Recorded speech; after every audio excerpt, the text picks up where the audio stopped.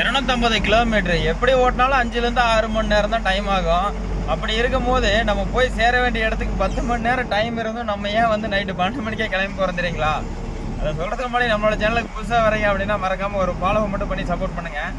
என்னென்னா எப்போவுமே வந்து போகிறோம் அப்படின்னா மேக்ஸிமம் வந்து டிராஃபிக்கு பயப்படாமல் போகிறவங்க தான் டிரைவரு. ஆனால் ஒரு சில நேரத்தில் அந்த டிராஃபிக்கு பயப்பட்டு தான் ஆகணும். ஏன்னா ஹெவி வெஹிக்கிள்லாம் ஓட்டும் போது அந்த கிளர்ச்சி பிரேக்கு அதெல்லாம் வந்து யூஸ் பண்ணுறவங்களுக்கு தான் அதோட கஷ்டம் என்னென்னு தெரியும். இப்படி இருக்கும்போது நைட் டைமில் அது நம்ம போய் சேர வேண்டிய இடத்துக்கு அந்த டிராஃபிக் டைமுக்குள்ளே போய் சேர்ந்துட்டோம் அப்படின்னா ரிட்டர்ன் வரும்போது வந்து டிராஃபிக் இருந்தாலும் பெருசாக ஒன்றும் தோணாது. ஃப்ரீ டைமில் அப்படியே வந்துடலாம். அந்த ஒரு காரணம் தான். சில ரன்னிங் வண்டிலாம் பார்த்தீங்க அப்படின்னாவே இங்கேருந்து போகும்போது ரன்னிங் டைமில் போயிட்டு அங்கே போய் ஆல்ட் ஆகிட்டு நைட் எடுத்துகிட்டு வருவாங்க. ஆனால் ஒரு சில வண்டிங்களாமே பார்த்தீங்கன்னா இங்கேருந்து நான் ஸ்டாப்பாக போயிட்டு அங்கேருந்து எடுத்துகிட்டு உடனே கிளம்பி வர மாதிரி இருக்கும். இந்த மாதிரி வண்டிக்கு வந்து இந்த மாதிரி நைட் டைமில் போயிட்டு நைட் டைம்லேயே வந்துடுறது தான் கொஞ்சம் பெட்ரு.